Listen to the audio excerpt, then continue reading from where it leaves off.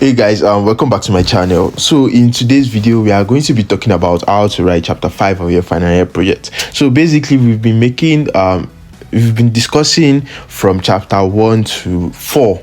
I've uploaded the videos. Please, if you've not watched it, check it out. And today we'll be concluding with the chapter 5. So basically, you've gone a long way, so you just need to conclude everything you've been doing so far. Like I said, this thing is not something you can finish in a day. You need to build it. It's a progressive work. So you start from your 1, move to 2 to 3 to 4, and then 5. You might not have to follow accordingly, but all these chapters needs to be present in your final year project. So if you are watching this video, I'm sure you are about to round up and you are thinking of what are the things I need to include in my chapter 5. So the first thing you need to do is to introduce us. Oh, fine, this is what I've got, for my chapter 4. I was able to go to the field, I was able to get this data, I was able to analyze it, I was able to get some findings from this data. Then you need to give us an introduction of what all these things entails. Okay, this is the chapter 5. This is what I'm going to be mentioning. I'm going to be mentioning my entire research, where I started and where I am at the moment. This is how I was able to get to this final stage. Talking about your objectives, you have to mention them again. That from the beginning of my research work, I was able to try to actually understand. You can mention 2 to 3 of your objectives or your research question. Let's say I'm trying to find the cure of cancer. You mention it, and then you now tell us that yes, actually, from my research or based on what I've collected, I have discovered that yes, this thing my research work can actually solve cancer, or my research work actually shows that COVID was actually more of a benefit than an harm. Anyhow you want to explain it, just tell us. Mention something. You have to always introduce. No matter what, no matter the chapter, you have to always introduce. After that, then you move to the summary of your findings. So basically, you are going to summarize the entire thing you've already discovered based on your chapter 4. Don't forget, you've gone to the field, you've collected the data, and then what you are just trying to do here is to tell us this is the summary of the entire thing I've been doing so far. I've been able to discover that yes, COVID has actually been a benefit to Nigeria's economy, because it has already developed this, it has developed that. I was able to discover that people actually developed these companies had to double their hustle, blah blah blah. You mentioned all those things in your summary of findings, one by one. And don't forget, always relate it back to your objective. You had an objective before you started this project work. You had various research questions you were trying to understand and find solutions to. You have to relate it back to your findings. It has to match. So whether you shared questionnaires, interview, experiments, no matter the method you use, you need to give a summary of the findings. After that, you proceed to your conclusion. Oh yes, indeed, I was able to find this. What is now the conclusion? What did you derive at?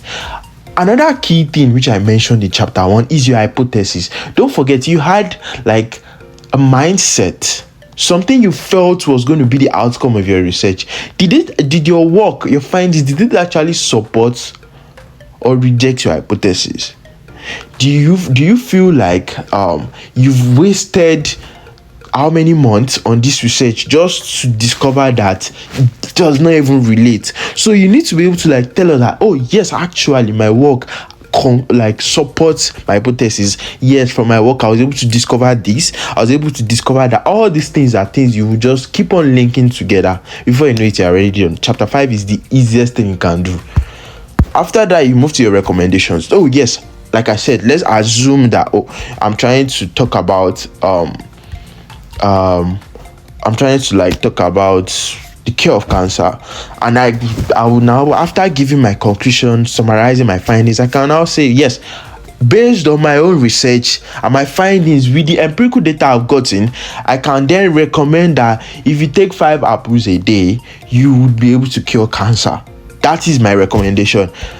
Or you could say that, I recommend that social media companies improve their security by using stronger user verification process to reduce cybercrime. Any statement you make, don't forget, it's being backed up by an entire research data which you've collected, analyzed, and interpreted. So no one can just come to you and tell you that why are you recommending something that is vague, why are you recommending something that you just came up with. No, it's being backed up by an actual work which you've conducted. So always give recommendations. After that, you just give like a brief limitation. So like this might not be compulsory, but it's good to always state it, in the sense that, let's assume that, okay, I was trying to find the cure of cancer, and then I said something like, oh yes, taking 5 apples a day can actually cure cancer, but then it will now cause headache.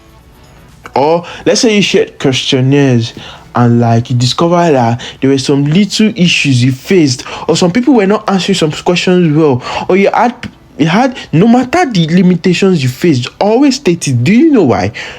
You can't tell. Your work might be published. You might decide to publish your work. Someone might find interest in your work. Someone might want to put it out there for people to see.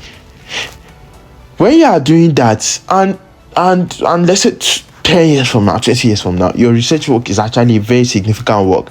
People are actually saying there are no limitations in this work. That your limitation will serve as someone else's gap that will now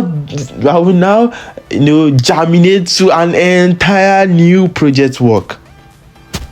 So like someone's critic is another one, is another man's journey to start a new research work. So always mention your limitations, and no matter how small, just mention it. It's good.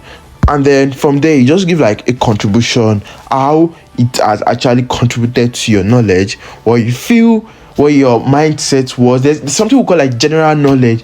There's actually an exact term for it. I think according to there's a scholar Davis, I think, I can't remember his last name. He once talked about something called that. He wrote a book about an article called That Is Interesting. And what he was basically just trying to say is that, how people actually give an alternative view about the general view. Let's say you're trying to conduct a research. We all know if you drop this pen on the table, it won't move. That's the general view. But you've now decided to give an interesting view by trying to see how this pen can actually move on its own. So that way, you've actually discovered something new. So always feel, or always see that no matter how interesting or not interesting your research work is, has it been able to actually contribute to your knowledge? And can you apply it to a relatable social problem? Don't forget, your research work is not just about passing or graduating. It's actually for the relevance and benefit of the society. And then you give your suggestions. You're already wrapping up. You are almost done. You are just wrapping things up, and just like say something.